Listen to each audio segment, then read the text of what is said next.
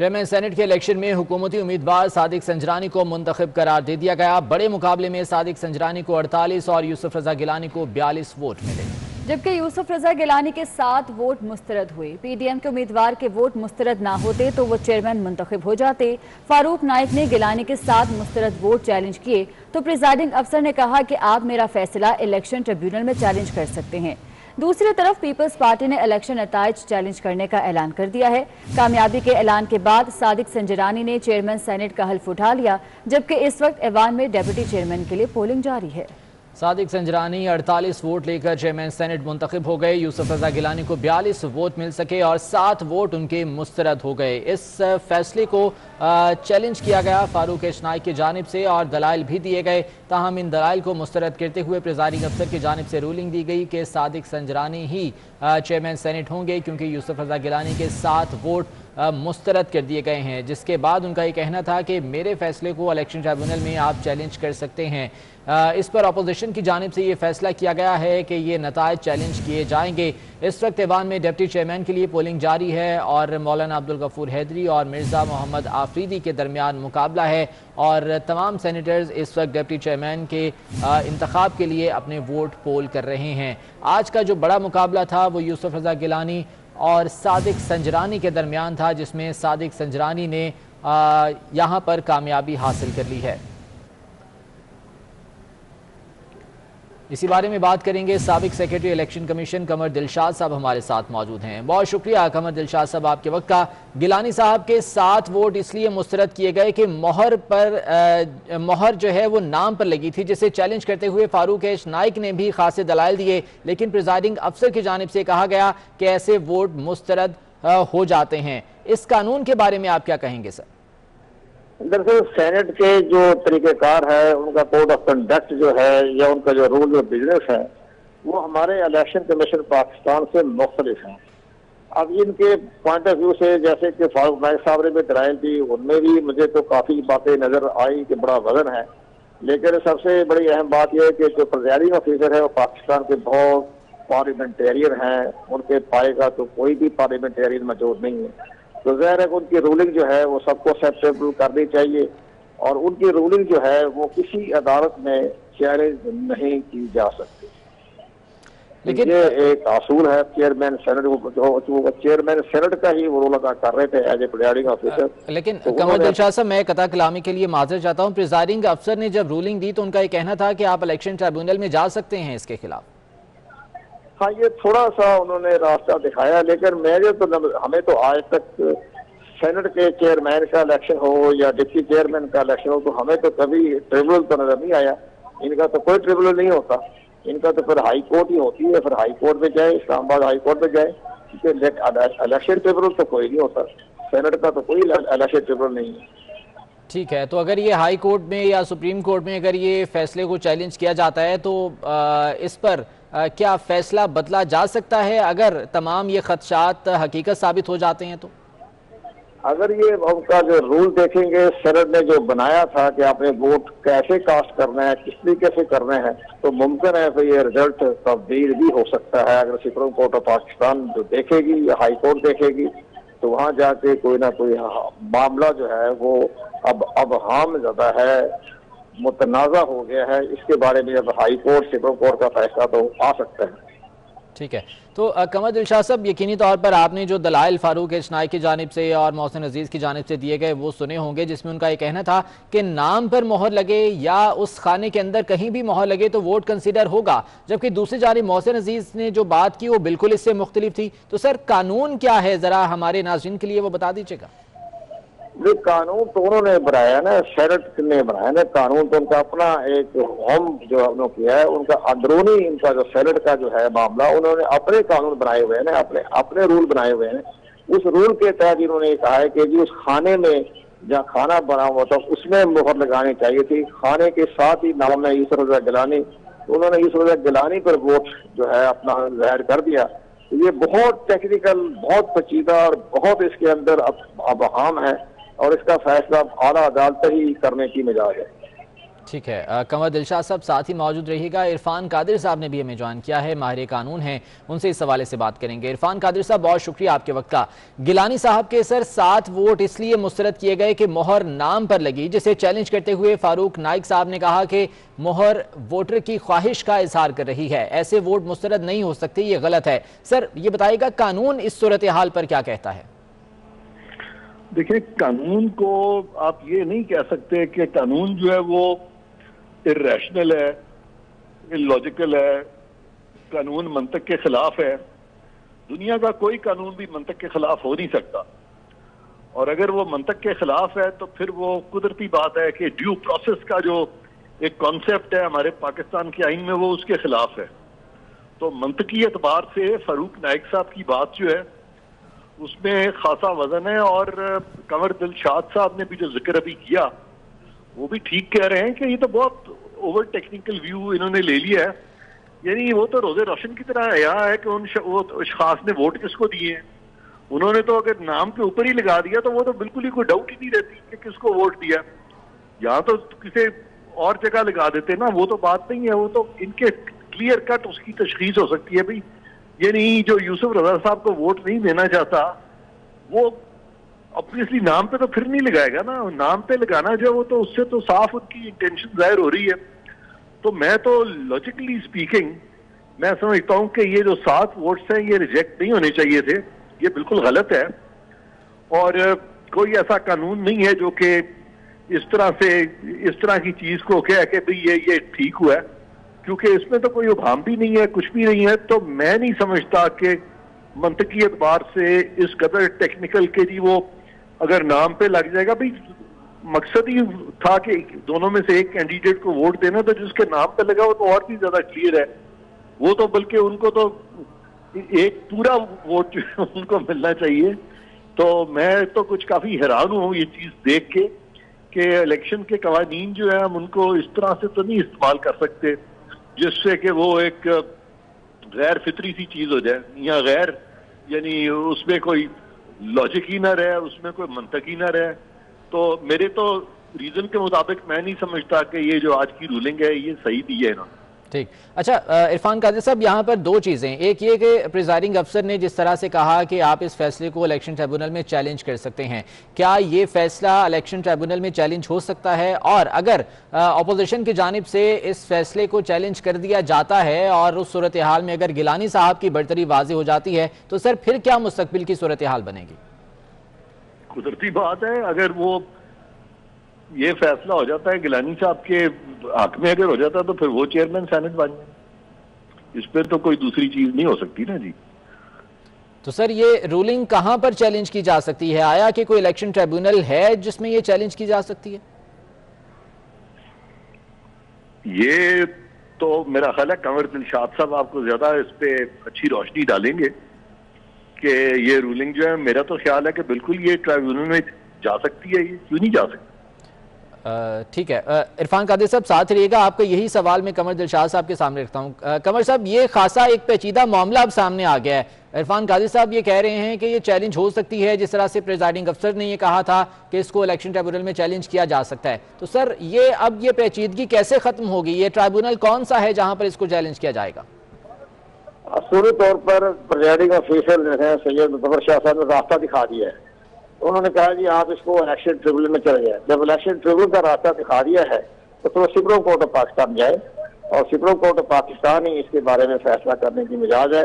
क्योंकि अगर इस रूलिंग एक है हमारे जहन में कि स्पीकर की रूलिंग के खिलाफ सुप्रीम कोर्ट में जो है वो जा सकते हैं। जब यूसुफ गिलानी को जब हमीदा मिर्जा ने अपने एज ए स्पीकर उनकी रिजेक्ट की थी रेफरेंस को, तो फिर वो सुप्रीम कोर्ट ऑफ पाकिस्तान ने उस हमीदा मिर्जा की रूलिंग को मुस्तरद करके यूसुफ गिलानी को नहल करार दे दिया था।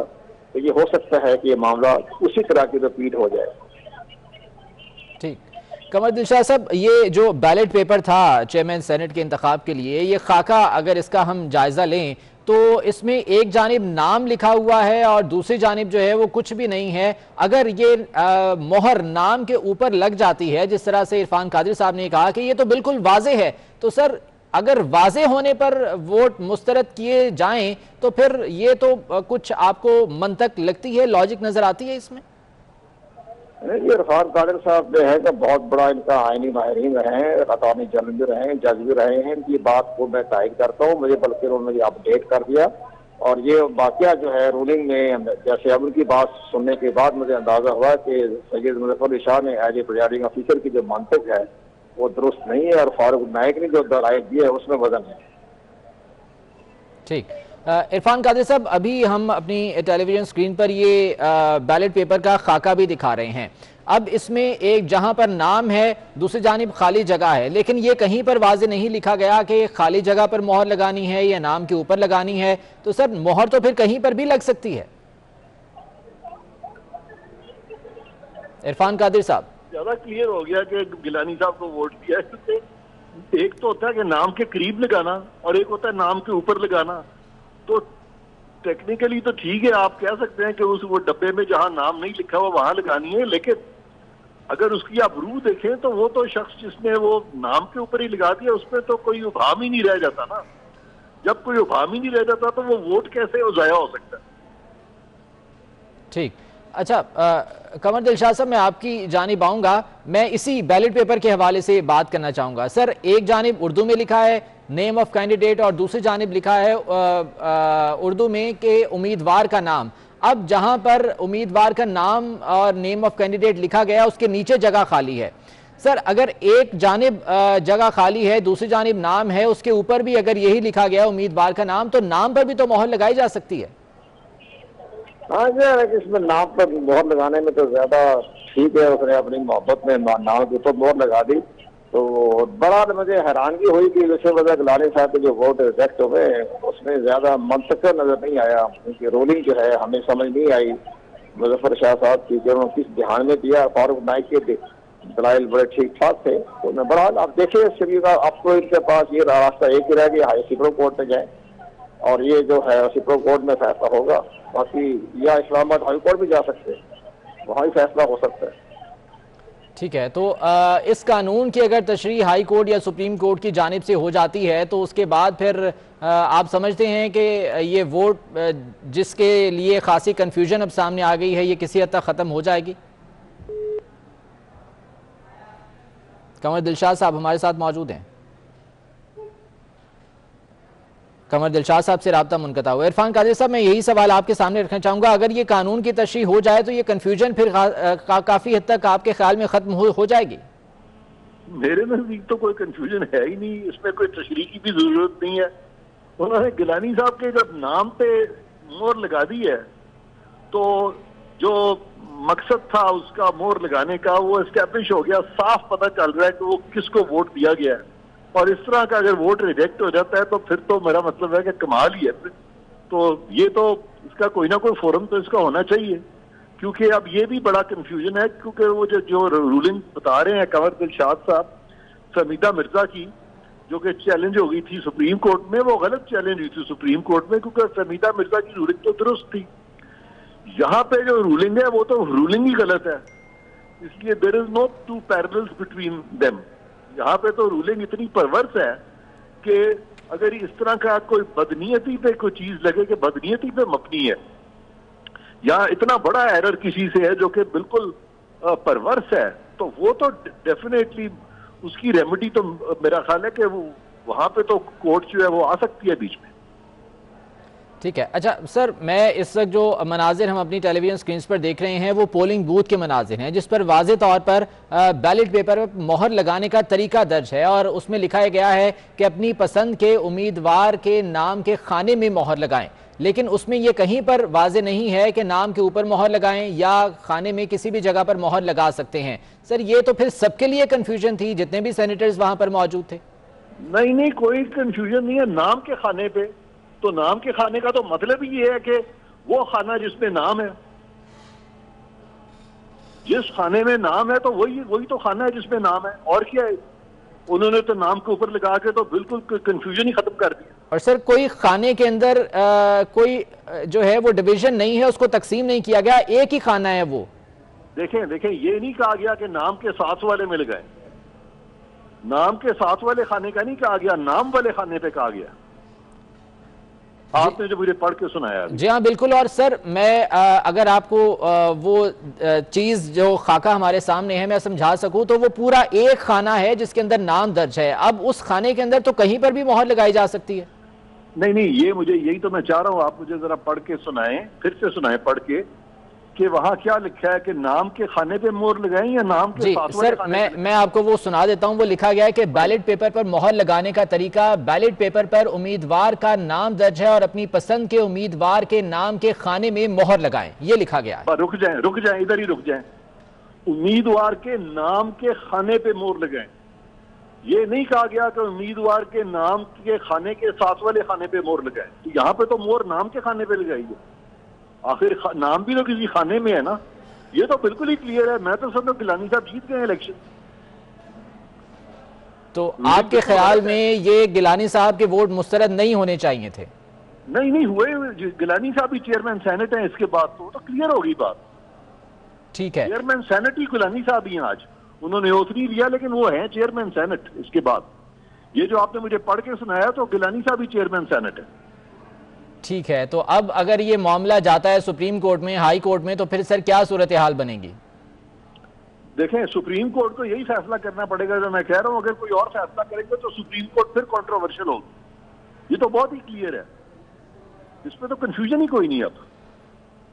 ठीक है, बहुत शुक्रिया आपके वक्त का। इरफान कादिर साहब हमारे साथ मौजूद थे, माहिर कानून, और उनका ये कहना था कि इसमें अब किसी भी किस्म की कोई कन्फ्यूजन नहीं है कि नाम के ऊपर मोहर लगनी चाहिए या खाने के अंदर कहीं पर भी मोहर लगनी चाहिए। ये वोट बहरहाल मुस्तरद नहीं होने चाहिए थे, लेकिन जो रूलिंग प्रिजाइडिंग अफसर की जानिब से यहाँ पर दी गई उनके मुताबिक ये 7 वोट मुस्तरद किए गए और खासी कन्फ्यूजन इस पर अभी भी मौजूद है। और दोनों जानिब से हुकूमती अरकान और अपोजिशन अरकान उनकी जानिब से दलाइल भी दिए गए। अब देखना यह है कि अपोजिशन इस सिलसिले में क्या लाहेअमल बनाती है, क्या स्ट्रेटजी बनाती है और इस फैसले को अब कहां पर चैलेंज किया जा सकता है। बहरहाल इस वक्त जो आप मनाजिर देख रहे हैं ये बैलेट पेपर का खाका है एक जानिब, और दूसरी जानिब बैलेट पेपर पर मोहर लगाने का तरीका जो कि पोलिंग बूथ के बाहर चिस्पा किया गया था और उस पर वाज़े तौर पर यह लिखा गया था कि अपनी पसंद के उम्मीदवार के नाम वाले खाने में मोहर लगाएं। लेकिन ये वाज़े नहीं किया गया था कि नाम पर मोहर लगानी है या खाने के अंदर कहीं पर भी मोहर लगानी है।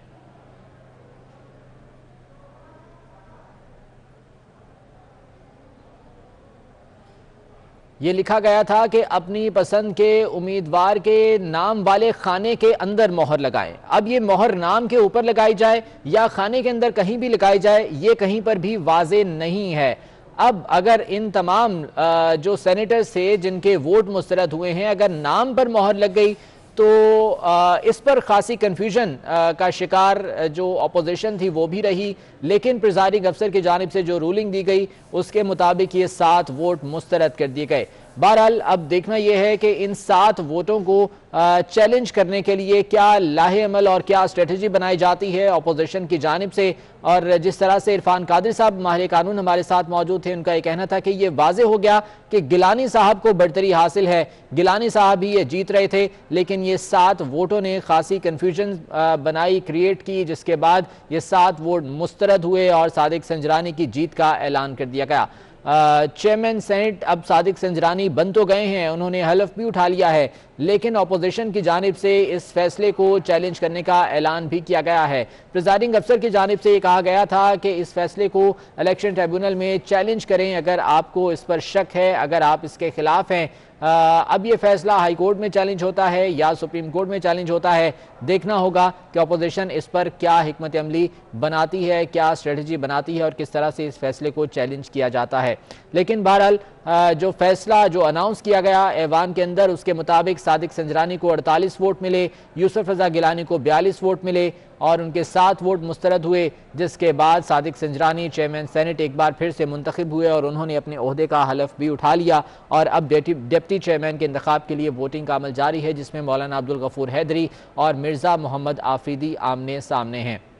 लेकिन ये जो मामला सामने आया है मोहर लगाने का, यकीनी तौर पर ये अभी चलेगा और काफ़ी दूर तक जाएगा, क्योंकि इलेक्शन प्रोसेस में इस हवाले से कोई वाज़े नहीं लिखा गया है कि कहां पर क्या मोहर लगानी है। जो बैलेट पेपर पर मोहर लगाने का तरीका चिस्पा किया गया था पोलिंग बूथ के बाहर, उसमें भी सिर्फ यही लिखा गया था कि अपनी पसंद के उम्मीदवार के नाम वाले खाने के अंदर मोहर लगाएं। अब अगर इन सेनेटर्स ने नाम के ऊपर मोहर लगा दी है तो इसमें क्या मुज़ायका है, ये कानून की तशरीह होगी सुप्रीम कोर्ट की जानिब से या हाई कोर्ट की जानिब से, तो उसके बाद ही ये तमाम तर सूरत हाल वाज़े हो सकेगी। चेयरमैन के इंतखाब के लिए इंतखाब हुआ, जिस पर खासी गहमा गहमी रही और बहुत से मामलात भी सामने आए, बहुत से तहफ़्फ़ुज़ात खदशात का इज़हार भी किया गया। लेकिन ये पोलिंग मुकम्मल होने के बाद वोटों की गिनती शुरू हुई तो उसके बाद ये मालूम हुआ कि 7 वोट मुस्तरद किए गए, जबकि एक वोट ऐसा था जिसमें दोनों उम्मीदवारों के नाम पर मोहर लगाई गई थी और ये वोट भी मुस्तरद हुआ। टोटल 8 वोट मुस्तरद हुए, 98 वोट पोल किए गए थे, जिनमें से मुश्ताक अहमद जो कि जमात इस्लामी के सेनेटर थे, उन्होंने अपना वोट पोल नहीं किया था क्योंकि जमात इस्लामी ने इस इलेक्शन का बायकॉट किया था। 98 वोटों में से 7 वोट मुस्तरद कर दिए गए। एक वोट ऐसा था जिसमें दोनों नामों पर मोहर लगाई गई थी, ये भी मुस्तरद हुआ। तो इस तरह से 48 वोट हासिल किए सादिक संजरानी ने और 42 वोट हासिल किए यूसुफ रज़ा गिलानी ने और मुंतखब हो गए चेयरमैन सादिक संजरानी, जिन्होंने अपने ओहदे का हलफ भी उठा लिया और अपने ओहदे का हलफ उठाने के बाद उन्होंने डिप्टी चेयरमैन के इंतखाब के लिए पोलिंग का आगाज़ करवा दिया और अभी ऐवान में डिप्टी चेयरमैन के ओहदे के लिए पोलिंग की जा रही है। सेनेटर्स वोटिंग कर रहे हैं और मौलाना अब्दुल गफूर हैदरी, मिर्ज़ा मोहम्मद आफरीदी के दरमियान ये मुकाबला है। देखना यह है कि डिप्टी चेयरमैन की सीट अब किसके नाम रहती है। चेयरमैन के लिए तो सादिक संजरानी मुंतखब हो गए, जो कि ऐलान किया गया था प्रिजाइडिंग अफसर की जानिब से बाकायदा तौर पर। लेकिन ये मामला अब अगर इलेक्शन ट्रिब्यूनल में किसी जाता है या सुप्रीम कोर्ट में या हाई कोर्ट में इस फैसले को अगर चैलेंज किया जाता है तो देखना ये होगा कि दोनों जानिब से क्या हिकमत अमली बनाई जाती है, इस पर हुकूमत क्या स्ट्रेटजी इख्तियार करती है और अपोजिशन इस पर क्या स्ट्रेटजी बनाती है और किस तरह से अदालत में इस फैसले को चैलेंज किया जाता है और किस तरह से इस पर दलाइल दिए जाते हैं। फारूक हसनाई की जानिब से जो दलाइल इस मौके पर दिए गए थे उसमें भी ये कहा गया था कि ये कहीं पर वाज़े नहीं है कि कहाँ पर ये स्टैंप लगनी है। अगर नाम पर स्टैंप लग गई है तो ये ज़्यादा वाज़े है और ये भी बिल्कुल वाज़े है कि यूसुफ रज़ा गिलानी के ही सपोर्टर हैं जिन्होंने उनके नाम के ऊपर मोहर लगाई है, तो ये वोट मुस्तरद करने का कोई जवाज़ नहीं बनता। मोहसिन अजीज़ की जानिब से भी दलाइल दिए गए और उनका ये कहना था कि जो मोहर है वो नाम के सामने खाने में लगाई जानी चाहिए, नाम के ऊपर वोट नहीं मोहर नहीं लग सकती। जिस पर प्रिजाइडिंग अफसर ने दोनों जानिब से दलाइल सुनने के बाद अपनी रूलिंग दी और फैसला सुनाया कि ये 7 वोट मुस्तरद कर दिए गए हैं और एक वोट भी उन्होंने दिखाया, एक बैलेट पेपर ऐसा था जिस पर दोनों नामों पर मोहर लगाई गई थी और वो भी मुस्तरद कर दिया गया और इस तरह से सादिक संजरानी की जीत का बाकायदा तौर पर ऐलान कर दिया गया। ये आप इस वक्त बैलेट पेपर का वो खाका भी देख रहे हैं स्क्रीन पर, जिस पर सेनेटर मोहम्मद सादिक संजरानी का और सेनेटर सैयद यूसुफ रज़ा गिलानी का नाम दर्ज है, जबकि दूसरी जानिब पोलिंग बूथ के बाहर जो बैलेट पेपर पर मोहर लगाने का तरीका चिस्पा किया गया है वो भी आप देख सकते हैं कि जिस पर वाज़े हिदायत दर्ज हैं कि किस तरह से और कहाँ पर मोहर लगानी है। इन तमाम तर हिदायत के बावजूद ये तमाम तर मामला सामने आया, ये कन्फ्यूजन हुई और ये कन्फ्यूजन अब यकीनी तौर पर जो अपोजिशन जमातें हैं इस मामले को सुप्रीम कोर्ट में, अदालत में, हाई कोर्ट में लेकर जाएंगी, कानून की तशरीह होगी इस पर, तो उसके बाद ही ये मामला सुलझ सकेगा। देखना यह है कि अब इस पर मज़ीद क्या हिकमत अमली दोनों जानिब से मुरतब की जाती है। 48 वोट सादिक संजरानी के हिस्से में आए, प्रिजाइडिंग अफसर की जानिब से ऐलान किया गया और 42 वोट यूसुफ रज़ा गिलानी के हिस्से में आए और 7 वोट मुस्तरद हुए। इससे पहले अगर अददी अक्सरियत की बात की जाए तो 44 का नंबर हुकूमती अरकान के पास था, जो सादिक संजरानी हैं उम्मीदवार थे उनके पास था और 50 का नंबर यूसुफ रज़ा गिलानी के पास था और ये कहा जा रहा था कि यूसुफ रज़ा गिलानी वाज़े तौर पर ये इलेक्शन जीत जाएंगे, लेकिन ऐसा नहीं हो सका। चूँकि 7 वोट मुस्तरद हुए तो उसके बाद सादिक संजरानी की जीत यहाँ पर यकीनी हुई और सादिक संजरानी 48 वोट लेकर चेयरमैन सेनेट मुंतखब हो गए। अशतर औसाफ साहब हमारे साथ मौजूद हैं, माहिर कानून हैं, उनसे इस हवाले से बात करेंगे। बहुत शुक्रिया अशतर औसाफ साहब आपके वक्त का। जो सूरत हाल ऐवान में हमने देखी, गिलानी साहब के 7 वोट मुस्तरद किए गए कि मोहर नाम पर लगी हुई थी। इसे चैलेंज भी किया गया और फारूक एच नाइक ने इस मौके पर कहा कि मोहर वोटर की ख्वाहिश का इजहार कर रही है और ऐसे वोट मुस्तरद नहीं हो सकते। सर, आप बताइएगा कानूनी तौर पर इस हवाले से क्या राय है? अगर तो वाकई वो नाम पे लगे हुए हैं और उसके सामने खाने पे नहीं है और वो दूसरे खाने में नहीं जा रहे, तो इससे सुप्रीम कोर्ट की जजमेंट है। अख्तर औसाफ साहब से हमारा राब्ता मुनक़ता हुआ है, दोबारा उनसे राब्ता करने की कोशिश करेंगे।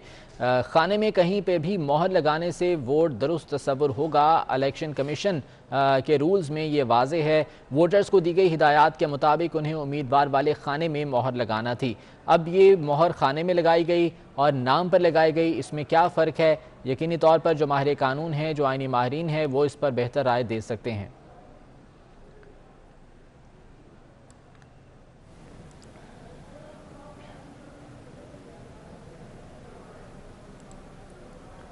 Peshawar high court Salahuddin case में वोट दुरुस्त करार देने का तरीका बता चुकी है। फैसले के मुताबिक वोटर का किसी भी उम्मीदवार को वोट देना उसकी रजामंदी है। उसके इजहार के लिए वो उम्मीदवार के निशान के बजाय उसके नाम पर भी मोहर लगा सकता है। अख्तर औसाफ साहब एक बार फिर से हमारे साथ मौजूद हैं, माहिर कानून है। जी सर, आप बता रहे थे कि कानून इस हवाले से क्या कहता है कि नाम पर मोहर लगाई गई है या खाने में लगाई गई है? देखिए, अगर वो कोई कंफ्यूजन ना हो, उसमें दो खानों पे ना चल रहा हो और जो उससे ना आइडेंटिटी उसकी जाहिर होती है जिसने वोट दिया है, तो वोट मुस्तरद नहीं किया जा सकता। जो पहले हुआ था मामला, उसमें टिक मार्क्स और इस तरह की बातें थी। यहाँ पे तो मोहर है और मोहर का लगना चाहे नाम पे हो चाहे खाने पे हो जी, वो इस चीज की नमाजी करता है।